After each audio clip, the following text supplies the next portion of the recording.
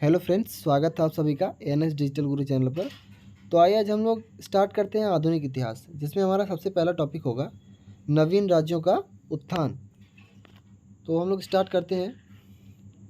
मुगल साम्राज्य के शिथिल हो रहे राजनीतिक ढांचे तथा इसके सैन्य बल कम होने के कारण भारत में एक प्रकार से राजनीतिक शून्य स्थिति उत्पन्न हो गई, जिससे महत्वाकांक्षी सूबेदार तथा प्रादेशिक सरदारों को अर्थ स्वतंत्र अथवा स्वतंत्र राज्य बनाने की तथा पश्चिमोत्तर सीमा पार के साहसी वीरों को भारत पर पुनः आक्रमण करने की प्रेरणा मिल गई।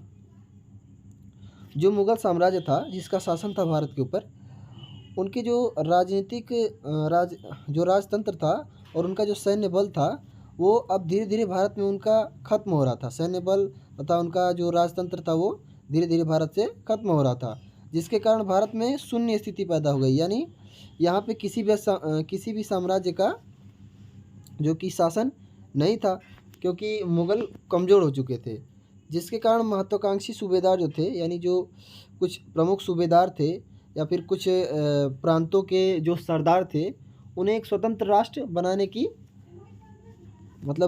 का उन्हें मौका मिल गया। भारत के अपने आंतरिक तथा बाहरी शत्रुओं के कारण स्थिति बहुत गंभीर हो गई, जिससे राजनीतिक अव्यवस्था बढ़ गई तथा मुगल साम्राज्य का पतन हो गया। भारत में ही इनके शासन के खिलाफ विद्रोह हुए और बाहरी आक्रमण हुए, जिसके कारण कि ये मुगल कमज़ोर पड़ गए। और इसी कारण यही है कि इनका जो राजतंत्र था वो अव्यवस्थित हो गया, जिसके कारण इनका साम्राज्य था वो जो ख़त्म हो गया। यानी भारत में मुगल साम्राज्य का पतन हो गया धीरे धीरे। तो आगे देखते हैं हम लोग। दक्कन के निज़ाम। हैदराबाद के आसफजाही वंश के प्रवर्तक चिनकिलिस खां के, जिन्हें प्रायः निज़ामुल मुल्क भी कहा जाता था, यह जुल्फ़िकार खां तथा जिसने पहली बार दक्कन में स्वतंत्र राज्य का स्वप्न देखा। 1708 में बहादुर शाह के औदार्य के कारण जुल्फ़िकार खां दक्कन का वायसराय बना। वह दक्कन का कार्य अपने नायब दाऊद खां द्वारा चलाता रहा। 1713 में जुल्फ़िकार खां की मृत्यु हो गई और यह योजना समाप्त हो गई। तब चिनकिलिस खां सैयद बंधुओं के प्रयास से दक्कन का वायसराय बना। 1715 में सयाद हुसैन अली को दक्कन का वायसराय नियुक्त किया गया। 1715 में सयाद हुसैन अली को दक्कन का वायसराय नियुक्त किया गया। हुसैन अली के वध के पश्चात चिनकिलिस खां का भाग्य पुनः चमका और वह दक्कन का सूबेदार नियुक्त हो गया। अगला देखते हैं हम लोग। 1722 में निज़ाम को दिल्ली में वजीर नियुक्त किया गया। उसने दिल्ली में सुव्यवस्था स्थापित करने का प्रयत्न किया, परंतु सम्राट और उसके कामुक मित्रों ने सभी प्रयास विफल कर दिए। उसने सम्राट को कर्तव्य पालन का पाठ पढ़ाने का प्रयत्न किया। उसके कठोर अनुशासन से लोगों के मनों में उसके प्रति ईर्ष्या और द्वेष उत्पन्न हो गया। दुखी होकर निज़ाम ने दक्कन जाने का विचार कर लिया। वजीर के रूप में उसने मालवा और गुजरात को दक्कन की सूबेदारी में सम्मिलित करवा लिया।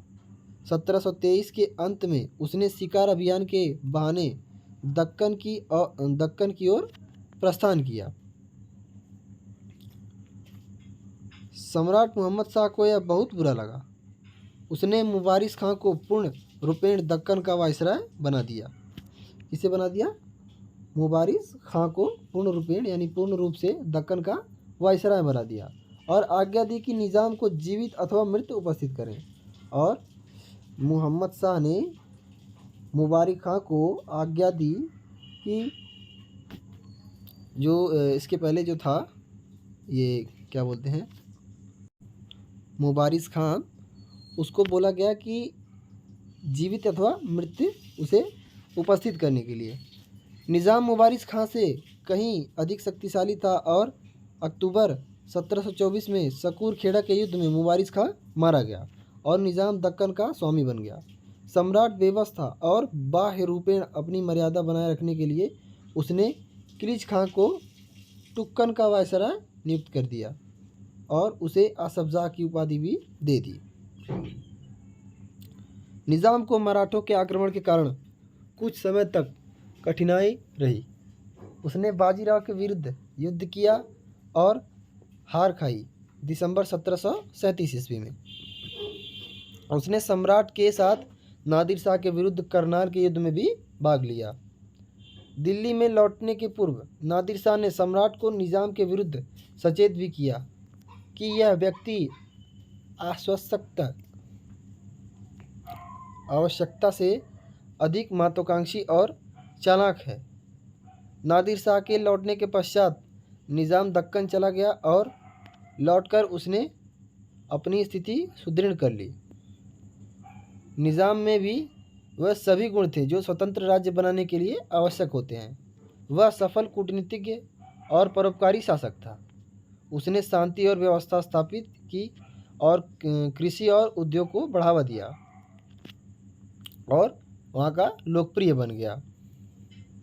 सिडनी ओवन के अनुसार वह एक चालाक कूटनीतिज्ञ तथा अवसरवादी था। उसने मुगल साम्राज्य को पांव पर खड़ा करने का प्रयत्न किया और जब ऐसा होना असंभव लगा तो वह स्वयं एक नौका में बैठ कुछ अन्य व्यक्तियों के साथ डूबती हुई स्थिति से अपने आप को बचा कर ले गया। अब देखते हैं जो अवध का साम्राज्य था। अवध के स्वतंत्र राज्य का संस्थापक सआदत खां तथा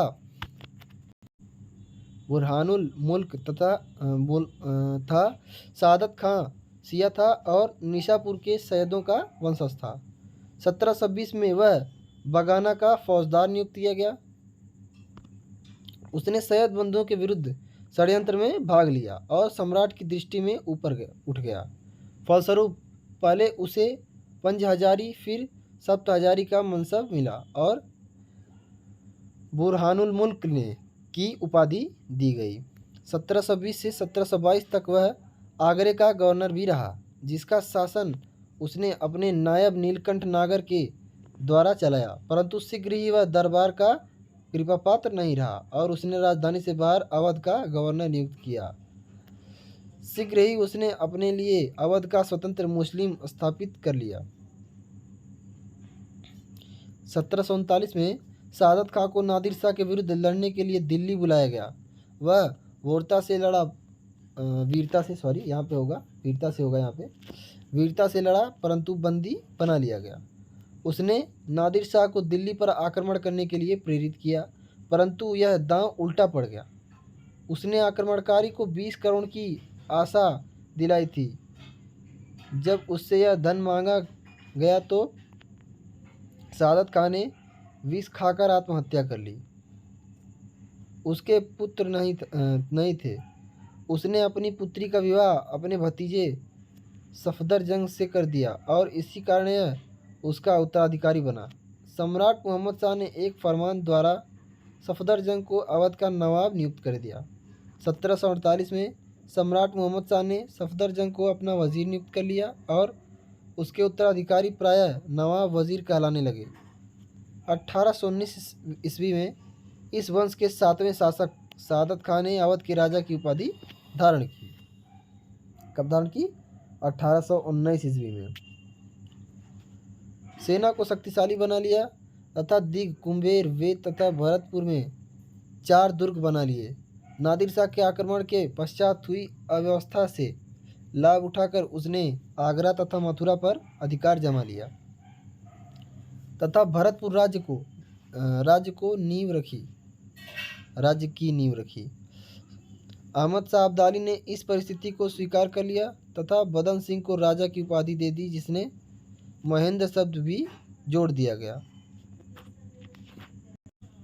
1756 में सूरजमल इस राज्य का उत्तराधिकारी बना। उसने इस जाट राज्य को अपनी चतुराई, सूक्ष्म बुद्धि तथा स्पष्ट दृष्टि, 2 लोग उसको जाटों का अफलातून प्लेटो के नाम से स्मरण करते हैं, यानी जाटों का अफलातून के नाम से जानते हैं। 1763 में सूरजमल की मृत्यु हो गई तथा उसके पश्चात जाट राज्य का पतन हो गया। अब हम लोग देखते हैं सिख के बारे में। सिख के अंतिम गुरु गोविंद सिंह ने धर्म तथा स्वतंत्रता की रक्षा करने के लिए सिखों को योद्धाओं में परिणत कर दिया। 1708 में इनका नेतृत्व बंदा बहादुर ने ले लिया तथा आने वाले 8 वर्ष तक वह मुगलों से जूझता रहा। युद्ध में अपने ही सहयोगियों द्वारा विश्वासघात किए जाने पर वह बंदी बना लिया गया तथा 1716 ईस्वी में निर्मम हत्या कर दी गई। किसकी? बंदा बहादुर की 1716 ईस्वी में उनकी हत्या कर दी गई थी, यानी उनकी मृत्यु हो गई। उस समय सिखों को अवस्था बहुत छिड़ थी। सिखों की जो अवस्था थी वो बहुत छिड़ थी। नादिर शाह तथा अहमद शाह अब्दाली के आक्रमणों से मुगल की केंद्रीय सत्ता लगभग समाप्त हो गई। इससे सिख मिसलों को स्वर्ण अवसर मिल गया तथा उन्होंने 1760 के पश्चात पंजाब में अपना प्रभुत्व स्थापित कर लिया। अब देखते हैं मराठों के बारे में। संभवतः मुगलों को उत्तरी तथा दक्षिणी भारत में सबसे कड़ी चुनौती मराठों की ओर से मिली। पेशवाओं के योग्य नेतृत्व में मराठों ने मुगलों को मालवा तथा गुजरात से उखाड़ फेंका तथा 1730 के पश्चात राजस्थान में भी अपना प्रभुत्व बना लिया। लगभग 1730 के पश्चात जो मराठों ने राजस्थान में भी अपना प्रभुत्व बना लिया तथा मुगलों के विघटन से उत्पन्न हुए रिक्त स्थानों को भरने का पूर्ण प्रयास किया। यानी जो क्षेत्र जो थे वो मुगल के अंदर नहीं आते थे, उन पे अपना अधिकार जमाने के लिए वहाँ पूर्ण प्रयास किया इन्होंने, मराठों ने। कुछ काल तक मराठे बहुत चमके तथा 1750 के पश्चात ऐसा लगा कि वे ही मुगल सत्ता के अधिकारी बनेंगे, परंतु अहमद शाह अब्दाली ने उन्हें चुनौती दे दी तथा पानीपत के तीसरे युद्ध जो 1761 ईस्वी में हुआ था में उन्हें परास्त कर दिया। परंतु इस हार के पश्चात मराठे शीघ्र ही पुनः उठ खड़े हुए तथा उन्होंने अंग्रेजों को सबसे कड़ी चुनौती प्रस्तुत की। मिलता है फ्रेंड्स तब अगली वीडियो में, तक के लिए धन्यवाद और वीडियो को लाइक करें और चैनल को सब्सक्राइब करें। मिलते हैं अगली वीडियो में।